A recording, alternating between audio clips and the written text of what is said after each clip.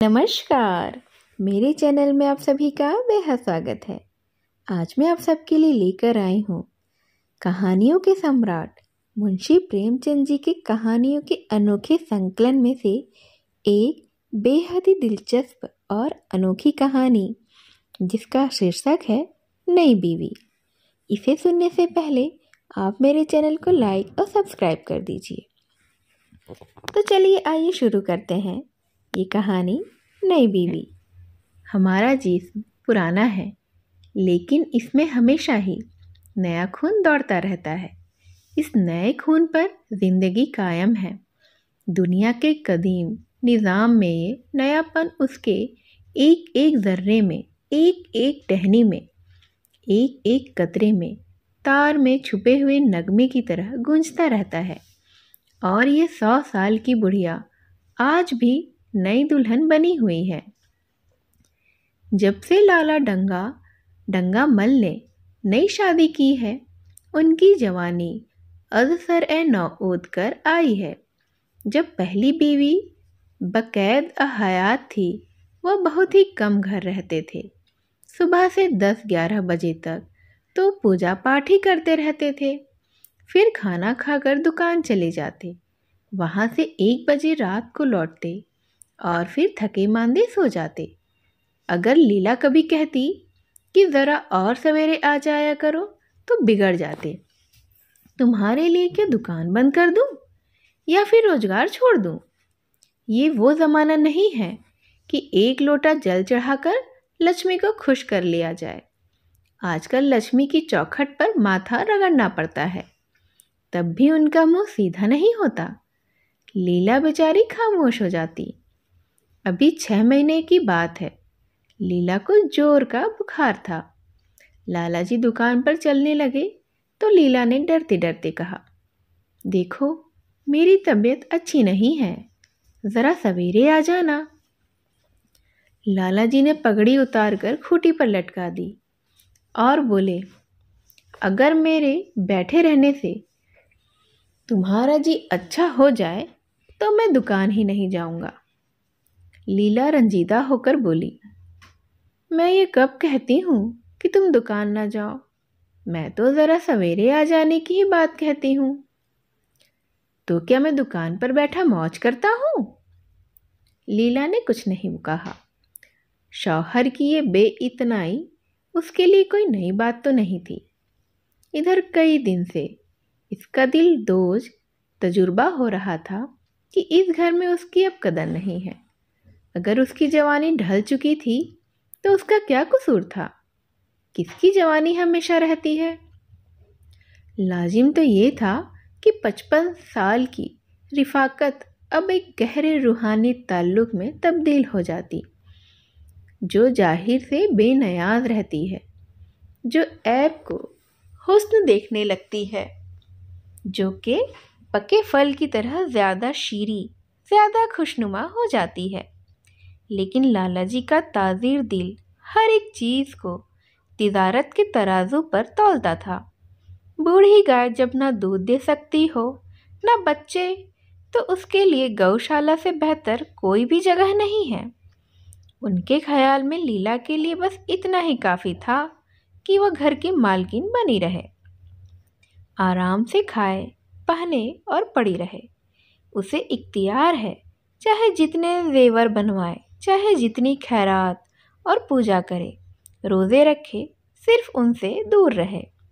फितरत ए इंसानी की नैरंगियों का एक करिश्मा ये था कि लाला जी जिस दिलजोई और हज से लीला को महरूम रखना चाहते थे, खुद उसी के लिए अबलहाना सरगर्मी से मुतलाशी रहते थे। लीला 40 की होकर बूढ़ी समझ ली गई थी, मगर वो 45 साल के होकर अब भी जवान ही थे।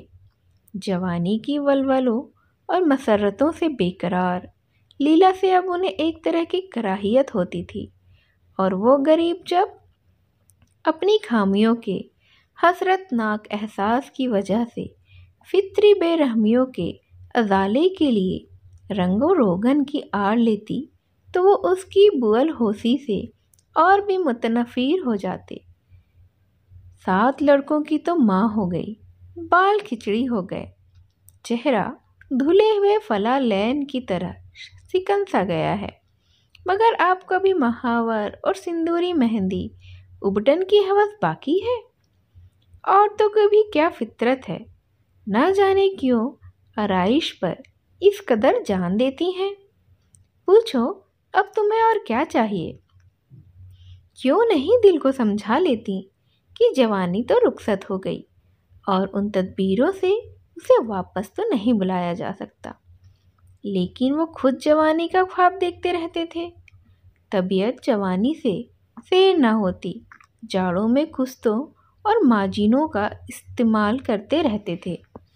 हफ्ते में 2 बार खिजाब लगाते और किसी डॉक्टर से बंदर के गद्दुदों के इस्तेमाल से मुत्तालिक खतो किताबत कर रहे थे। लीला ने उन्हें शशोपंच की हालत में खड़ा देखकर मायूसाना अंदाज से कहा, कुछ बतला सकते हो? कै बजे आओगे? लाला जी ने मुलायम लहजे में कहा, तुम्हारी तबीयत आज कैसी है? लीला क्या जवाब दे? अगर कहती है बहुत खराब, तो शायद ये हजरत यहीं बैठ जाए और उसे जली कटी सुनाकर अपने दिल का बुखार निकालें। अगर कहती है अच्छी हूँ, तो बेफिक्र होकर 2 बजे रात की खबर लाएं। डरते डरते ही बोली, अब तक तो अच्छी थी, लेकिन अब कुछ भारी हो रही है। लेकिन तुम जाओ दुकान पर, लोग तुम्हारे मुंतज़िर होंगे, मगर ईश्वर के लिए 1-2 बजे तक न बजा देना। लड़के सो जाते हैं, मुझे ज़रा भी अच्छा नहीं लगता, तबीयत भी घबराती है। सेठ जी ने लहजे में मोहब्बत की चाशनी देकर कहा, 12 बजे तक आ जाऊंगा ज़रूर। लीला का चेहरा उतर गया। 10 बजे तक नहीं आ सकते? 11:30 बजे से पहले तो किसी तरह से नहीं। 10:30 भी नहीं क्या? अच्छा 11 बजे। 11 पर मुसालहत हो गई। लाला जी वादा करके चले गए, लेकिन शाम को एक दोस्त ने मुजरा सुनने की दावत दी। अब बेचारे इस दावत को कैसे रद्द करते? जब एक आदमी आपको खातिर से बुलाता है, तो ये कहाँ की इंसानियत है कि आप उसकी दावत नामंजूर कर दें? वो आपसे कुछ मांगता नहीं, आपसे किसी तरह की रियायत का ख्वास्तगार नहीं, महज दोस्ताना बेतकल्लुफ़ी से आपको अपनी बज़्म में शिरकत की दावत देता है। आप पर उसकी दावत कबूल करना ज़रूरी हो जाता है। घर के जंजाल से किसे फुर्सत है? एक न एक काम तो रोज़ लगा ही रहता है। कभी कोई बीमार है, कभी मेहमान आए हैं, कभी पूजा है, कभी कुछ और कभी कुछ। अगर आदमी ये सोचे कि घर से बेफिक्र होकर जाएंगे, तो उसे सारे दोस्ताना मरासीम मुनक़ते कर लेने पड़ेंगे। उसे शायद ही घर से कभी फरागत नसीब हो। लाला जी मुजरा सुनने चले गए तो 2 बजे लौटे। आते ही अपने कमरे की घड़ी की सुइयां पीछे कर दी, लेकिन 1 घंटा से ज़्यादा की गुंजाइश तो किसी तरह से ना निकाल सके। 2 को 1 तो कह सकते हैं। घड़ी की तेजी के सर इल्ज़ाम रखा जा सकता है, लेकिन 2 को 12 नहीं कह सकते हैं। चुपके से आकर नौकर को जगाया। खाना खाकर आए थे, अपने कमरे में जाकर लेट रहे। लीला उनकी राह देखती, हर लम्हा दर्द और बेचैनी की बढ़ती हुई शिद्दत का एहसास करती। न जाने कब सो गई थी। उसको जगाना सोए फितना को जगाना था। गरीब लीला इस बीमारी से जांबर ना हो सकी। लाला जी को उसकी वफ़ात का बेहद रूहानी संझा हुआ। दोस्तों ने ताज़ियत के तार भेजे। कई दिन ताज़ियत करने वालों का तांता ही बंधा रहा। एक रोज़ाना अखबार ने मरने वाली की कसीदा ख्वानी करते हुए उसकी दिमागी और अखलाकी खूबियों की मुबालका आमेज़ तस्वीर खींची। लाला जी ने उन सब हमदर्दों का दिली शुक्रिया अदा किया और उनके खुलूस और वफ़ादारी का इजहार जन्नत नसीब लीला के नाम से लड़कियों के लिए 5 वजीफे कायम करने की सूरत में नमोदार हुआ। वो नहीं मरी साहिब, मैं मर गया। जिंदगी की समाए हिदायत गुल हो गई। अब तो जीना और रोना है। मैं तो एक हकीर इंसान था। न जाने किस कार एक खैर के सिले में मुझे ये नेमत बारगाह एज़दी के अता हुई थी। मैं तो उसकी परस्तीश करने के काबिल भी नहीं था, वगैरह वगैरह। 6 महीने की उजलत और नफुकसी के बाद लाला डंगामल ने दोस्तों के इसरार से दूसरी शादी भी कर ली। आखिर गरीब क्या करते? जिंदगी में एक रफीक की ज़रूरत तो सभी को होती है, जब पाँव में खड़े होने की ताकत ही नहीं रहती। जब से नई बीवी आई है, लाला जी की ज़िंदगी में हैरत अंगेज इनकलाब हो गया है। दुकान से अब उन्हें इस कदर इन्हिमाक नहीं है। मुतवातिर हफ्तों न जाने से भी उनके कारोबार में कोई हर्ज वाक़ई नहीं होता। ज़िंदगी से लुत्फ़ अंदोज़ होने की सलाहियत जो उनमें रोज़ बरोज़ मुज़महिल होती जाती थी, अब ये तरशा पाकर फिर सरसब्ज़ हो गई है। उसमें नई नई कोपलें फूटने लगी हैं। मोटर नया आ गया है। कमरे नए फर्नीचर से आरस्ता कर दिए गए हैं। नौकरों की तादाद में माकूल इजाफा हो गया है। रेडियो भी लगा दिया गया है।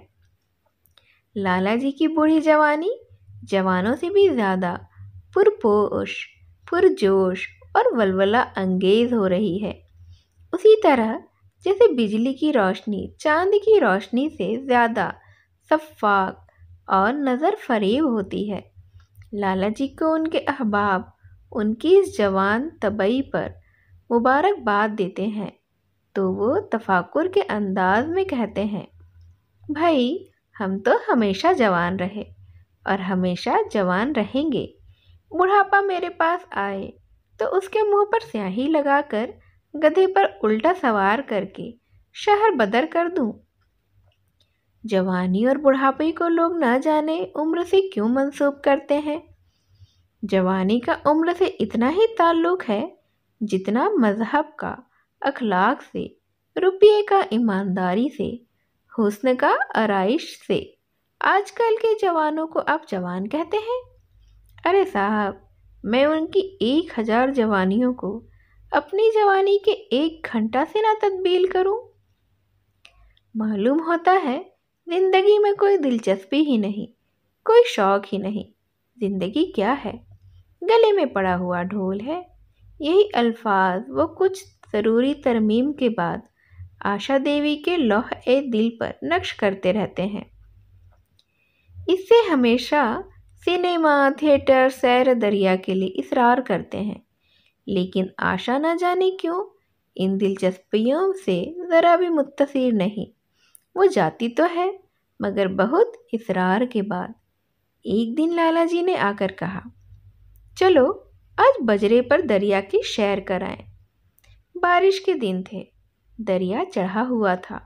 अब्र की कतारें बैन उल अकवामी फ़ौजों की सी रंग बिरंग वर्दियां पहने आसमान पर कवायद कर रही थी। सड़क पर लोग मलार और 12 मासे गाते चले जा रहे थे। बागों में झूले भी पड़ गए थे। आशा ने बेदिली से कहा, मेरा तो जी ही नहीं चाहता। लाला जी ने तादीब आमेज इसरार से कहा, तुम्हारी कैसी तबीयत है जो सैर और तफरीह की जानिब माइल नहीं होती? आप जाएं, मुझे और कोई काम करने हैं। काम करने को ईश्वर ने आदमी दे दिए हैं, तुम्हें काम करने की क्या ज़रूरत है? महाराज अच्छा सालन नहीं पकाता, आप खाने बैठेंगे तो यूं ही उठ जाएंगे। आशा अपनी फुर्सत का बेशतर हिस्सा लाला जी के लिए अनवाम इकसाम के खाने पकाने में सर्व करती थी।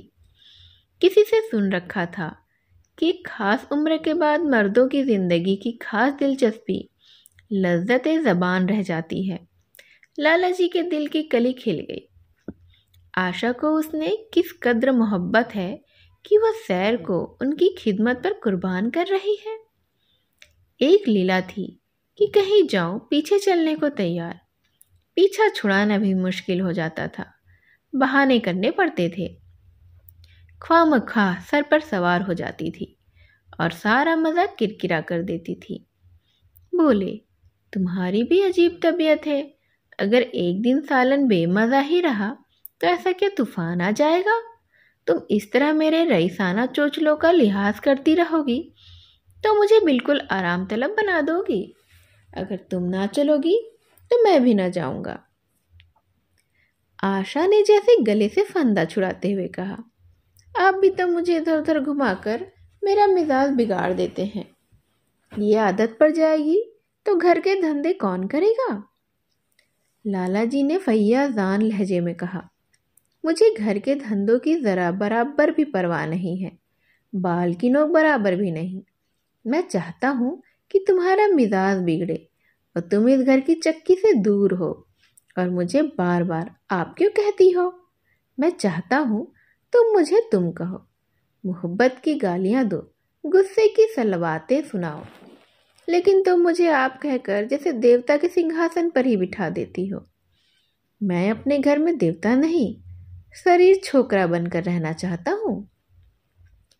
आशा ने मुस्कुराने की कोशिश करके कहा, ए नौज, भला मैं आपको तुम कहूंगी? तुम बराबर वालों को कहा जाता है, यूं बड़ों को नहीं। मुनीम जी ने 1 लाख के घाटे की मुरम लाल खबर सुनाई होती तब भी लाला जी को शायद इतना सादा न होता जितना कि आशा के भोले भाले अल्फाज से हुआ। उनका सारा जोश, सारा बलबला ठंडा पड़ गया, जैसे बर्फ की तरह मुंजमद हो गया। सर पर बाकी रखी हुई रंगीन फूलदार टोपी, गले में पड़ी हुई जोगिए रंग की रेशमी चादर, वो तंजेब का बेलदार कुर्ता जिसमें सोने के बटन लगे हुए थे, ये सारा ठाड़ जैसे मजहका खेज मालूम होने लगा, जैसे सारा नशा किसी मंत्र से उतर गया हो। दिल शिकस्ता होकर बोले, तो तुम्हें चलना है या नहीं? मेरा जी नहीं चाहता। तो मैं भी ना जाऊं? मैं आपको कब मना करती हूं? फिर आप कहा। आशा ने जैसे अंदर से जोर लगा कर कहा, तुम, और उसका चेहरा शर्म से सुर्ख हो गया था। हाँ, इसी तरह से तुम कहा करो। तो तुम नहीं चल रही हो? अगर मैं कहूं कि तुम्हें चलना पड़ेगा तब चलूंगी। आपके हुक्म की पाबंदी मेरा फर्ज है। लाला जी ने हुक्म तो नहीं दिया, नहीं दे सके। फर्ज और हुक्म जैसे लफ्ज से उनके कानों में खराश सी होने लगी। खिसियाने होकर बाहर चले। उस वक्त आशा को उन पर रहम आ गया। बोली, तो कब तक लौटोगे? मैं नहीं जा रहा हूँ। अच्छा, तो मैं भी चलती हूँ। जिस तरह कोई जिद्दी लड़का रोने के बाद अपनी मलतूबा चीज़ पाकर उसे पैरों से ठुकरा देता है, उसी तरह से लाला जी ने रोना मुंह बनाकर कहा, तुम्हारा जी नहीं चाहता तो ना चलो, मैं मजबूर नहीं करता। आप नहीं, तुम बुरा मान जाओगे। आशा सैर करने गई, लेकिन उमंग से नहीं। जो मामूली साड़ी पहने हुई थी वही पहने चल खड़ी हुई। ना कोई नफीस साड़ी, ना कोई मुरस्सा जेवर, ना कोई श्रृंगार, जैसे कि बेवा हो। ऐसी ही बातों से लाला जी के दिल में झुंझला उठते थे। शादी की थी जिंदगी का लुत्फ उठाने के लिए, झिलमिलाते हुए चिराग में तेल डालकर उसे रोशन करने के लिए। अगर चिराग की रोशनी तेज ना हुई तो तेल डालने से क्या फ़ायदा?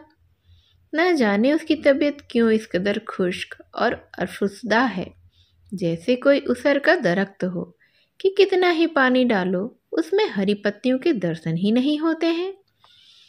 जड़ाऊ जेवरों के भरे हुए संदूक रखे हैं, कहाँ कहाँ से मंगवाए, दिल्ली से, कलकत्ते से, फ्रांस से। कैसी कैसी बेशकीमती साड़ियाँ रखी हुई हैं, एक नहीं सैकड़ों मगर संदूक में कीड़ों की खुराक बनने के लिए। गरीब खानदान की लड़कियों में यही ऐब होता है, उनकी निगाह तो हमेशा तंग ही रहती है। ना खा सके, ना पहन सके, ना दे सके, उन्हें तो खजाना भी मिल जाए तो यही सोचती रहेंगी कि भला उसे खर्च कैसे करूं। दरिया की सैर तो हुई मगर कुछ लुत्फ न आया। कई माह तक आशा की तबीयत को उभारने की नाकाम कोशिश करके लाला जी ने समझ लिया कि यह मुहर्रम की पैदाइश है, लेकिन फिर भी बराबर मश्क जारी रखी। इस व्यापार में एक खतीर रकम सिर्फ करने के बाद वो इसे ज़्यादा से ज़्यादा नफ़ा उठाने के ताज़ीराना तकाजे को कैसे नज़रअंदाज करते। दिलचस्पी की नई नई सूरतें पैदा की जाती। ग्रामोफोन अगर बिगड़ गया है, गाता नहीं, ये आवाज़ साफ नहीं निकलता, तो उसकी मरम्मत तो करानी पड़ेगी। उसे उठाकर रख देना तो हिमाकत है। उधर बूढ़ा महाराज बीमार होकर चला गया था और उसकी जगह उसका 16-17 साल का लड़का आ गया था। कुछ अजीब सा मस्खरा था, बिल्कुल उज्जड और दहकानी। कोई बात ही ना समझता। उसके फूल के इकली 10 की शक्लों से भी ज़्यादा मुख्तलिफुल अशकाल हो जाते। बीच में मोटे, किनारे पतले। दाल कभी तो इतनी पतली जैसे चाय और कभी इतनी गाढ़ी जैसे दही। कभी नमक इतना कम कि बिल्कुल ही फीका और कभी तो इतना तेज कि नींबू का नमकीन अचार। आशा सवेरे ही से रसोई में पहुंच जाती और उस बदसलीके महाराज को खाना पकाना सिखाती। तुम कितने नालायक आदमी हो जुगल। इतनी उम्र तक तुमने क्या घास खोदते रहे हो या भाड़ झोंकते रहे कि फुलके तक नहीं बना सकते हो। जुगल आंखों में आंसू भरकर कहता, बहू जी अभी मेरी उम्र ही क्या है, 17वां साल ही तो है। आशा हंस पड़ी। तो रोटियां पकाना क्या 10-20 साल में आता है। आप 1 महीना सिखा दें बहू जी, फिर देखना मैं आपको कैसे फुलके खिलाता हूँ कि जी खुश हो जाएगा। जिस दिन मुझे फुलके बनाने आ जाएंगे मैं आपसे कोई इनाम लूँगा। सालन तो अब कुछ कुछ पकाने लगा हूँ ना। आशा हौसला अफजा तबस्सुम से बोली, सालन नहीं दवा पकाना आता है। अभी कल ही नमक इतना तेज था कि खाया ही नहीं गया। मैं जब सालन बना रहा था तो आप यहाँ कब थी। अच्छा, तो जब मैं यहाँ बैठी रहूं तब तुम्हारा सालन लजीज पकेगा। आप बैठी रहती हैं तो मेरी अकल ठिकाने रहती है और मैं नहीं रहती तब तो आपके कमरे के दरवाजे पर जा बैठती है। तुम्हारे दादा आ जाएंगे तो तुम चले जाओगे। नहीं बहू जी, किसी और काम में लगा दीजिएगा। मुझे मोटर चलवाना सिखवा दीजिएगा।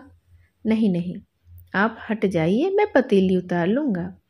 ऐसी अच्छी साड़ी आपकी है, कहीं दाग लग जाए तो क्या हो। दूर हो, फूहड़ तो तुम ही हो। कहीं पतीली पैर पर गिर पड़े तो महीनों झेलोगे। जुगल अल्फुदा हो गया। नहीफ चेहरा और भी खुश्क हो गया। आशा ने मुस्कुराकर पूछा, क्यों, मुंह क्यों लटक गया सरकार का। आप डांट देती हैं बहू जी तो मेरा दिल टूट जाता है। सेठ जी की कितनी ही घुड़की दे, मुझे ज़रा भी सदमा नहीं होता।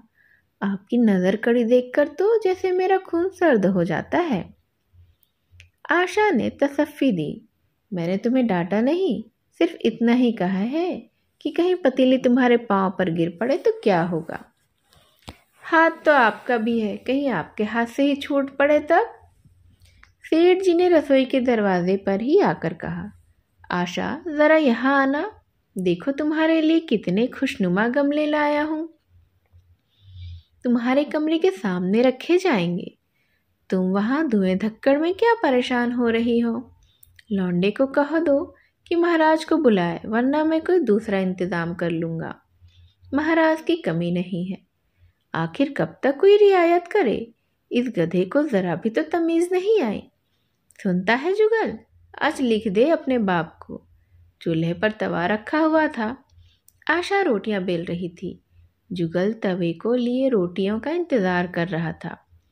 ऐसी हालत में भला वो कैसे गमले देखने जाती। कहने लगी, अभी आती हूँ, ज़रा रोटी बेल रही हूँ। छोड़ दूंगी तो जुगल टेढ़ी मेढ़ी बेलेगा। लाला जी ने कुछ चिढ़कर कहा, अगर रोटियां टेढ़ी मेढ़ी बोल बेलेगा तो निकाल दिया जाएगा। आशा अनसुनी करके बोली, 10-5 दिन में सीख जाएगा, निकालने की क्या ज़रूरत है। तुम चलकर बता दो गमला कहाँ रखे जाएंगे। कहती हो ना रोटियां बेलकर आई जाती हूँ। नहीं, मैं कहता हूँ तुम रोटियां मत बेलो। तुम खामखा ही जिद करते हो। लाला जी सन्नाटे में आ गए। आशा ने कभी इतनी बेइल्तिफाकी से उन्हें जवाब नहीं दिया था, और ये महज बेइल्तिफाती ना थी, उसमें तुर्शी भी थी। खफीफ होकर चले गए।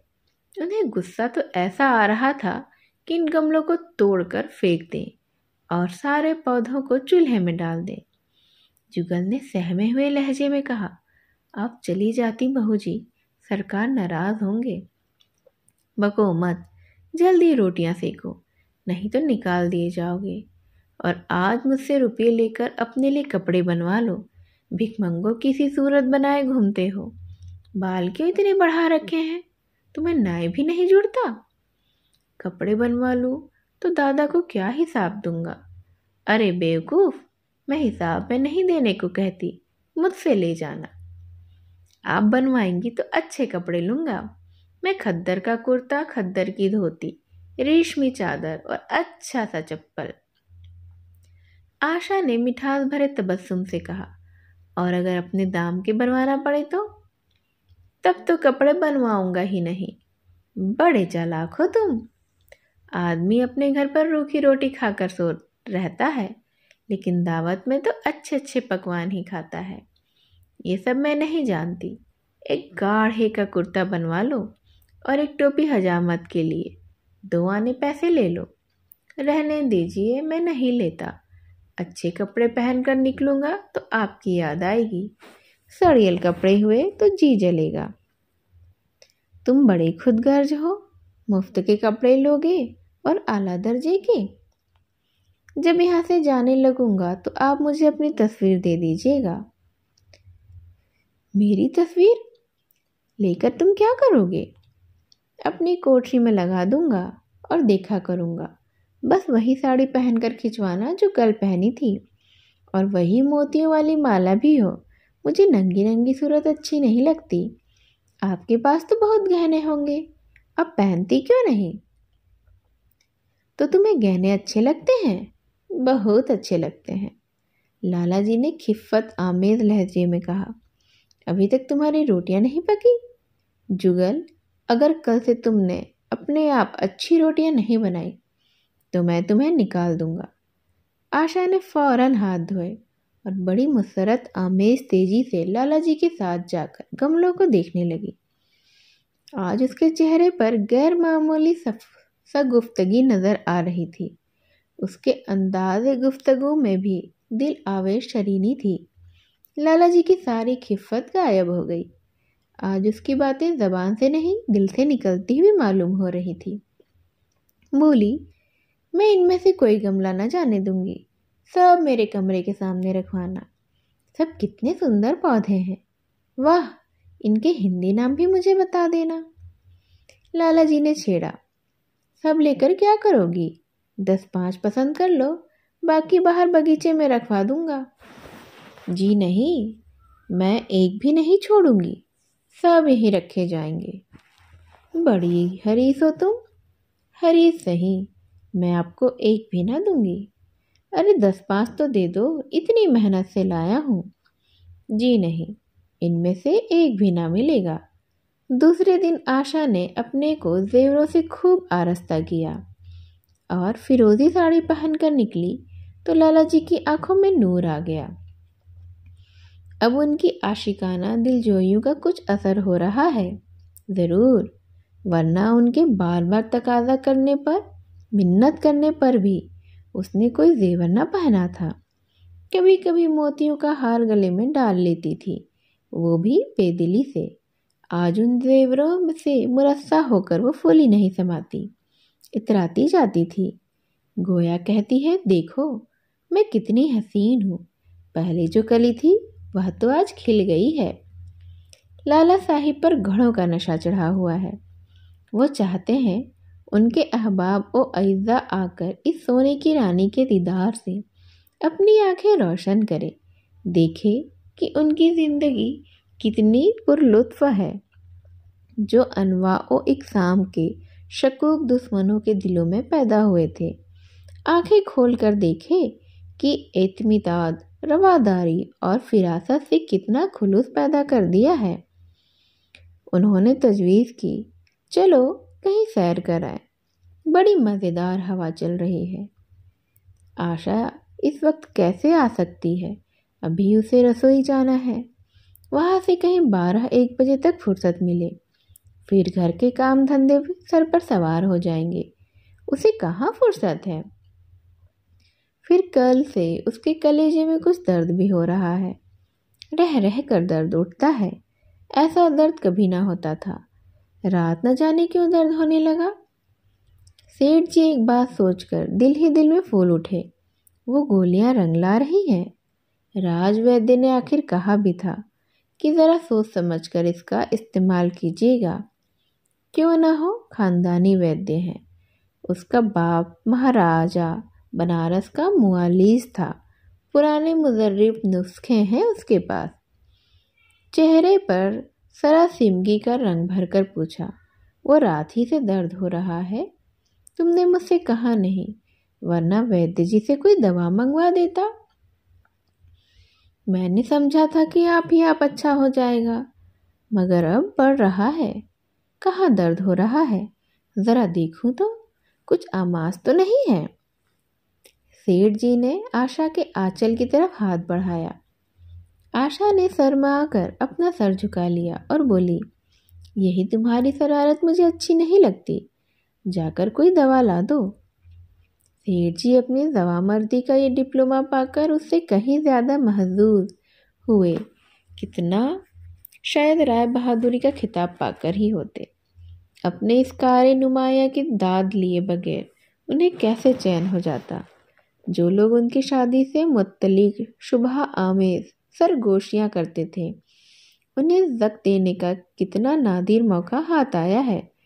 पहले पंडित भोलानाथ के घर पहुँचे और बादल दर्दमंद बोले, मैं तो भाई सख्त मुसीबत में मुब्तला हो गया, कल से उनके सीने में दर्द हो रहा है, कुछ अक्ल काम नहीं करती, कहती है ऐसा दर्द पहले कभी नहीं हुआ था। भोलानाथ ने कुछ ज़्यादा हमदर्दी का इजहार नहीं किया, बोले हवा लग गई होगी और क्या। सेठ जी ने उनसे इख्तिलाफ किया, पंडित जी हवा का फसाद नहीं है, कोई अंदरूनी शिकायत है, अभी कमसीन है ना, राजवैद्य से कोई दवा लिए लेता हूँ। मैं तो समझता हूँ आप ही आप अच्छा हो जाएगा। आप बात नहीं समझते, यही आप में नुक्स है। आपका जो ख्याल है वो बिल्कुल गलत है, मगर खैर दवा ला कर दीजिए और अपने लिए भी दवा लेते ही आइएगा। सेठ यहाँ से उठकर अपने दूसरे दोस्त लाला फाग मिल के पास पहुँचे और उनसे भी करीब उन्हीं अल्फाज में पूरम लाल खबर कही। फागमल बड़ा ही शुहदा था, मुस्कुरा कर बोला, मुझे तो आपकी शरारत मालूम होती है, मैं अपना दुख सुना रहा हूँ और तुम्हें मजाक सूझता है, ज़रा भी इंसानियत नहीं है तुम में। मैं मजाक नहीं कर रहा हूँ, भला इसमें मजाक की क्या बात है, वो है कमसीन नाजुक इंदाम, आप ठहरे आजमुदाकार मर्दे मैदान, बस अगर ये बात ना निकले तो मुझे मुंडवा डालूं। सेठ जी ने मतीन सूरत बनाई, मैं तो भाई बड़ी एहतियात करता हूँ, तुम्हारे सर की कसम। जी रहने दीजिए, मेरे सर की कसम न खाइए, मेरे भी बाल बच्चे हैं और घर का अकेला आदमी हूँ, किसी कातिब दवा का इस्तेमाल कीजिए। उन्हें राजवैद्य से कोई दवा लिए लेता हूँ, इसकी दवा वैद्य जी के पास नहीं है, आपके पास है। सेठ जी की आंखों में नूर आ गया, शबाब का एहसास पैदा हुआ और इसके साथ चेहरे पर भी शबाब की झलक आ गई। सीना जैसे कुछ फराक हो गया, चलते वक्त उनके पैर कुछ ज़्यादा मजबूती से ज़मीन पर पड़ने लगे। और सर की टोपी भी खुदा जाने क्यों कज हो गई। बुशरे से एक बागपन की शान बरस रही थी। राजवैद्य ने मुजदाए जाफिजा सुनाया तो बोले, मैंने कहा था ज़रा सोच समझकर उन गोलियों का इस्तेमाल कीजिएगा। आपने मेरी हिदायत पर तवज्जो न की। ज़रा महीने 2 महीने इनका इस्तेमाल कीजिए और परहेज के साथ रहिए, फिर देखिए उनका इजाज़। अब गोलियां बहुत कम रही हैं, लूट मची रहती है, लेकिन उनका बनाना इतना मुश्किल और दिक्कत तलब है कि एक बार ख़त्म हो जाने पर महीनों तैयारी में लग जाते हैं। हजारों बूटियां हैं, कैलाश, नेपाल और तिब्बत से ही मंगानी पड़ती हैं। और उसका बनाना तो आप जानते हैं कितना लोहे के चने चबाना है। आप एहतियातन एक शीशी लेते जाइए। जुगल ने आशा को सर से पांव तक जगमगाते देखकर कहा, बस बहू जी, आप इसी तरह पहने ओढ़े रहा करें। आज मैं आपको चूल्हे के पास नहीं आने दूंगा। आशा ने शरारत आमेज नजरों से देखकर कहा, क्यों आज ये सख्ती क्यों? कई दिन तो तुमने मना किया था। आज की बात दूसरी है, ज़रा सुनो तो क्या बात है। मैं डरता हूँ कहीं आप नाराज़ ना हो जाएं। नहीं नहीं, कहो ना, मैं नाराज़ नहीं होंगी। आज आप बहुत सुंदर लग रही हैं। लाला डंगामल ने सैकड़ों ही बार आशा के हुस्न व अंदाज की तारीफ की थी, मगर उनकी तारीफ में उसे तसन्नो की बू आती थी। वो अल्फाज उसके मुंह से कुछ इस तरह से लगते थे जैसे कोई हिजड़ा तलवार लेकर चले। जुगल के इन अल्फाज में एक कैफ था, एक सुरूर था, एक हैजान था, एक इस्तिराफ था। आशा के सारे जिस्म में रुआसा आ गया, आंखों में तो जैसे नशा सा छा जाए।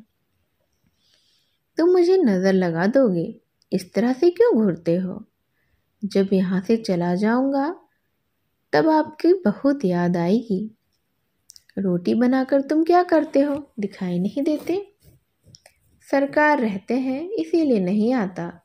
फिर अब तो मुझे जवाब मिल रहा है, देखिए भगवान कहाँ लेकर जाते हैं। आशा का चेहरा सुर्ख हो गया। कौन तुम्हें जवाब देता है? सरकार ही तो कहते हैं तुझे निकाल दूंगा।